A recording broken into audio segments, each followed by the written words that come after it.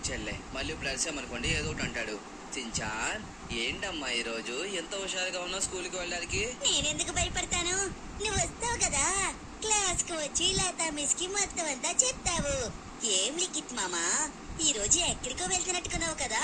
అయినా నాకు గుర్తు, ఈ రోజు మీకు 20 ఓవర్స్ క్రికెట్ మ్యాచ్ ఉంది కదా, దాంట్లో గెలిస్తే నేను బిలియనర్ అయిపోతాను.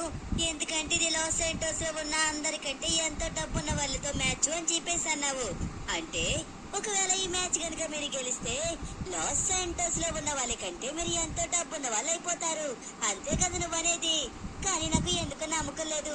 వాళ్ళు అంత కాన్ఫిడెంట్ గా చెప్తున్నారంటే ఖచ్చితంగా మీరు ఓడిపోతారనేసి నేను అనుకుంటున్నాను. ఐ థింక్ ఓడిపోవచ్చు కూడా మీరు. ఎందుకు సించాన్, మాకు ఉన్నదే చాలా తక్కువ కాన్ఫిడెన్స్. నువ్వు దాన్ని కూడా ఇప్పుడు మొత్తం అంతా నాశనం చేసేస్తున్నావు. ఇదిగో, నువ్వు ఫాస్ట్ గా బ్యాగ్ తీసుకుని లోపలికి పోరా. నువ్వు ఎప్పుడు వెళ్ళిపోతావో అప్పుడే నాకు కొద్దిగా మనశాంతిగా అనిపిస్తుంది. లేదంటే ఇదిగో ఇలాంటి నెగటివ్ థాట్స్ అనేది తీసుకొచ్చి నన్ను చంపుతూ ఉంటావు. ఏదిగో లతా మిస్ లేదు, ఏమీ లేదు. ఒకవేళ అడిగారనుకో మా మామ లేడు, ఎక్కడికో పోయాడని చెప్పు. లతా మిస్ నా మీద కంప్లైంట్ ఇవ్వడానికి పిలవలేదు. నిన్ను మిస్ అవుతున్నట్టుకుంది. ఏమో ఎవరికి తెలుసు, అందుకోసమే రమ్మన్నారేమో. ఏంట్రా సించాన్ నువ్వు అనేది? నాకు సిగ్గేస్తుందిరా. అయినా లతా మిస్ అన్నింటికి రమ్మంటారు? అవి నాకు కనపడితేనే మొత్తం చిరాకు పడుతూ ఉంటది కదరా. అందుకోసమే రమ్మన్నట్టుకున్నారు మళ్ళీ. వీడు ఎప్పుడు నిజం చెప్తాడో ఎప్పుడు అబద్ధం చెప్తాడో ఆ దేవుడికి తప్ప ఎవరికి తెలియదు. ఓకే, ఈ రోజు మనం ఎక్కడికి వెళ్తున్నామో ఆల్రెడీ సించాన్ మీ అందరికీ చెప్పాడు. లాస్ శాంటోస్ లోనే చాలా డబ్బులున్న వాళ్ళు ఆల్రెడీ మనతో ఇంతకు ముందు మ్యాచ్ ఆడదామని చెప్పేసి అయితే అన్నారు. కానీ మీరు ఇప్పుడు దాకా చూసిన మ్యాచ్ అయితే మొత్తం 5 అవర్స్ కి జరిగిన మ్యాచ్లు. అంటే మీరు ఇప్పుడు దాకా ఏవైతే చూసారో అవన్నీ. కానీ ఈ రోజు జరగబోయే మ్యాచ్ వచ్చేసి సుమారుగా 20 ఓవర్స్ మ్యాచ్ అనుకుంటా. 20 ఓవర్స్ మ్యాచ్. 20 ఓవర్ల మ్యాచ్ అంటే ఎంత అందంగా ఉంటుందో తెలుసా? చాలా బాగుంటుంది.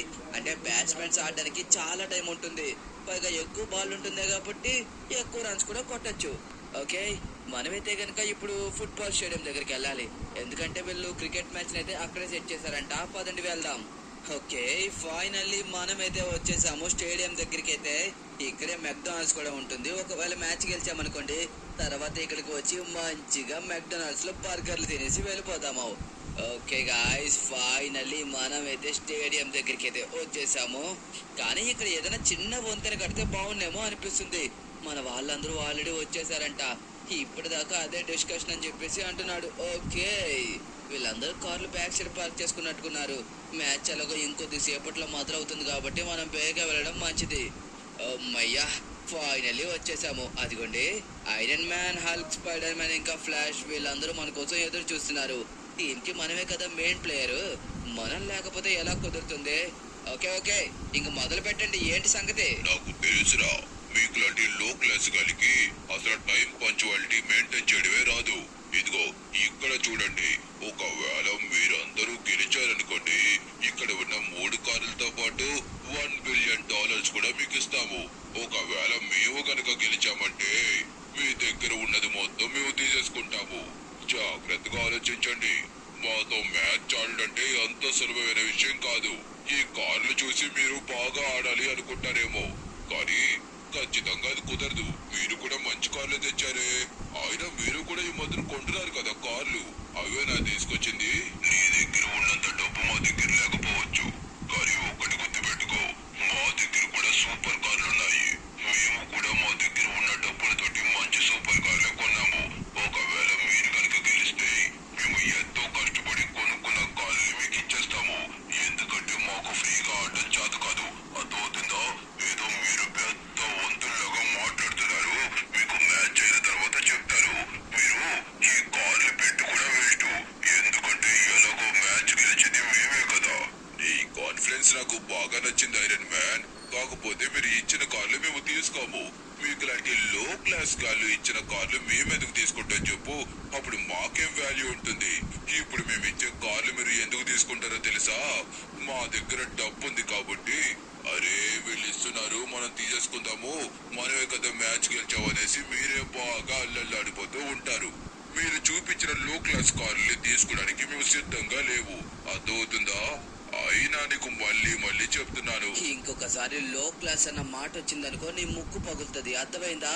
నీకు డబ్బు అంటే తర్వాత చూసుకుందాం, అంతేగాని ఇంకొకసారి అలాంటి మాట మాట్లాడితే అసలు బాగోదు. సరే, ఒకవేళ మేము గనక గెలిచామంటే మీరు ఇచ్చే డబ్బులో మాకు ఒక్క రూపాయి కూడా అవసరం లేదు. ఇక మీదట మమ్మల్ని లో క్లాస్ అని పిలవడం మీరు మానేయాల్సి ఉంటుంది. అర్థమైందా? ఒకవేళ గనక మీరు గెలిస్తే మీరు అన్నట్టుగానే మీరు ఏది చెప్తే అది చేయడానికి మేము సిద్ధంగా ఉంటాం. పదా, ఇంకా నీతో మాట్లాడడం కంటే చేతలో చూపిస్తాం. ఓకే, ఈ రోజు టాస్ అయితే చాలా క్రూషియల్ గా మారిపోతుంది.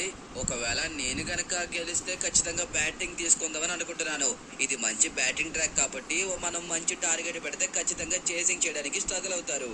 ఓకే, కాయిన్ అయితే కనుక మనమే స్పిన్ చేసాం. వాళ్ళైతే కనుక టైల్స్ చెప్పారు. వాళ్ళు ఎందుకు కాయిన్ మనల్ని స్పిన్ చేయమన్నా తెలుసా? మనం పట్టుకున్న కాయిన్ ని వాళ్ళు పట్టుకోరంట. అంటే మనం లో క్లాస్కి వెళ్ళాం కదా.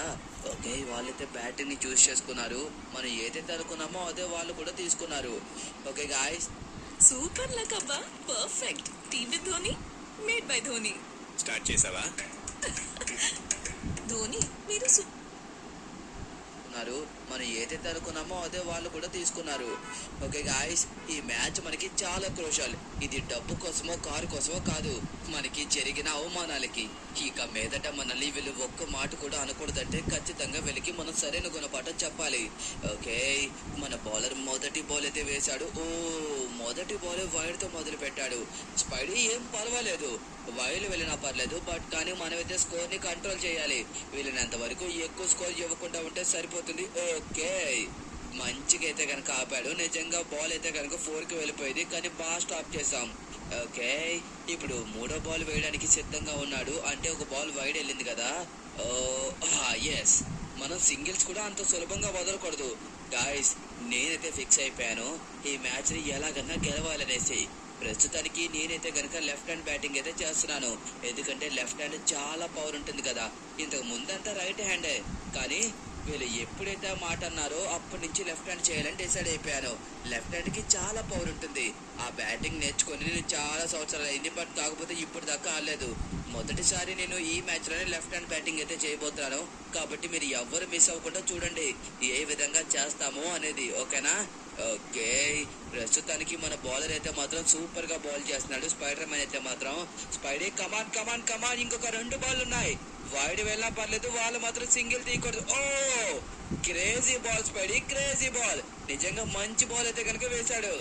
ఓకే, నిజంగా ఒక చక్కటి బాల్ అయితే వేశాడు. ఓకే, ఇప్పుడు చూద్దాం, ఆగండి. లాస్ట్ బాల్ కి అయితే కనుక 4 వెళ్ళిపోయింది. లేకపోతే ఇది ఒక మంచి ఓవర్. అరే, ఫ్రీ హిట్టా? పర్వాలేదు పర్వాలేదు పర్వాలేదు స్పైడీ, నాకు నమ్మకం ఉంది నువ్వు మళ్ళీ ఈ బాల్ ని డాట్ చేస్తావు. ఓకే, సింగిల్ కూడా రాలేదు. నైస్. అరే, సింగిల్ వెళ్ళిందా? లేదులే. ఓకే గాయస్, ఫైనల్లీ ఓవర్ అయితే మాత్రం చాలా మంచిగా వేశాడు. అది కూడా ఒక నో బాల్ వచ్చిన తర్వాత. నేను ఓన్లీ బౌలర్ మాత్రమే, ఐ మీన్ బ్యాట్స్మెన్ మాత్రమే. బౌలింగ్ అయితే నాకు అస్సలు రాదు. అందుకోసమే మన స్పైడీ ఇంకా హల్క్ ఇంకా ఫ్లాష్ మ్యాన్ అయితే కనుక వేస్తున్నారు. ఐ థింక్ నాకు తెలిసినంత వరకు మొత్తం ఓవర్లని వాళ్ళే వేయొచ్చు. ఒకవేళ ఇస్తే లాస్ట్ ఓవర్ మనకి ఇస్తారు, లేదంటే అది కూడా ఐరన్ మ్యాన్ వేసేస్తాడు, సరిపోతుంది. ఓకే, అరే ఆపాప, ఎస్ ఫెయిల్ ఉన్నాడు కాబట్టి నో ప్రాబ్లం. ఈ లో క్లాస్ గాలికి ఒక 150 టార్గెట్ పెడితే సరిపోతుంది. ఇలాంటి పిచ్చుల్లో ఇప్పుడు దాకా ఎప్పుడు ఆడున్నారు కదా. ఎప్పుడు రోడ్ల మీద ఆడవే తప్పించి ఇలాంటి గ్రౌండ్ లో వీళ్ళు ఎప్పుడు ఆడలేదు కాబట్టి వీళ్ళకి 150 స్కోరే చాలా ఎక్కువ.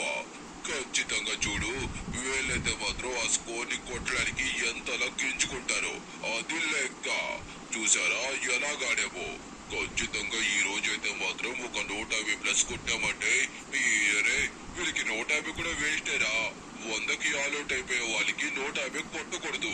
జస్ట్ ఒక 120 కొట్టామంటే సరిపోతుంది. ఆట రాని వాళ్ళు కూడా వచ్చేసి మాతో ఆటలో ఆడతారంట. లో క్లాస్ గాలు. అరే, మీరు మ్యాచ్ గెలిస్తే అరద్దన్నారు, ఇంకా మీరు గెలవలేదు కదా. ఒక్క వికెట్ కూడా తీయలేకపోయారు, వైల్డ్ వేస్తున్నారు, పైగా ఆడించారనేసి పెద్ద గర్వం మీకు.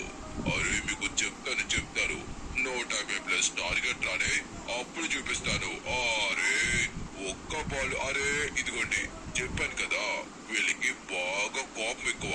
వీళ్ళ దగ్గర డబ్బు ఉండదు కానీ వీళ్ళకి బాబోయ్ బలుపు మాత్రం చాలా ఎక్కువ. అందుకే ఇలాంటి లో క్లాస్ గాని ఏం చేస్తామంటే మేము ఈ మ్యాచ్ ఓడగొట్టి ఇంకా ఎప్పుడు క్రికెట్ ఆడకుండా చేస్తాము. అయినా మీకు లాంటి వాళ్ళకి ఎందుకురా క్రికెట్? ఎంత మన దగ్గర డబ్బులు లేకపోతే మరి ఇంత నీచంగా మాట్లాడాలా? అతను వచ్చిన దగ్గర నుంచి లో క్లాస్ లో క్లాస్ లో క్లాస్ అని అంటూనే ఉన్నాడు. అరే వాళ్ళకి మనకి ఏంట్రా డిఫరెన్స్?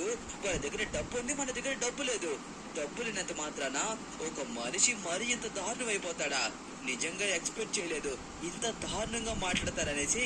అసలు అనుకోలేదు తెలుసా. కానీ చెప్తాను, ఖచ్చితంగా మ్యాచ్ గెలిచిన తర్వాత ఎలా ఉంటుందనేసి వీళ్ళకి చూపిస్తాను. గాయస్, వీళ్ళన్న ప్రతి ఒక్క మాటకి మనం మ్యాచ్ తోనే సమాధానం చెప్పాలి. ఇప్పుడు వాళ్ళు అన్నారు కదా అనేసి మనం కూడా ఒక మాట అనడం చాలా సులభం. కానీ ఒకవేళ మనం మ్యాచ్ గెలిచామనుకోండి, అప్పుడు వీళ్ళకి సరైన గుణపాఠం చెప్పిన వాళ్ళం అవుతాము. పైగా మేము ఆరెంజ్ కలర్ తీసుకున్నామనేసి మీకు లాంటి లో క్లాస్ గాలికి కలర్ సెలక్షన్ కూడా తెలియదు, అందుకే ఆరెంజ్ కలర్ తీసుకున్నారు అని చెప్పేసి కూడా మా కలర్ ను కూడా అన్నారు. వాళ్ళు ఏం తీసుకున్నా సరే అలాగే మాట్లాడుతున్నారు. చూసారా, ఇది చాలా లో స్కోరింగ్ పిచ్ కాబట్టి స్కోర్ అయితే ఎక్కువ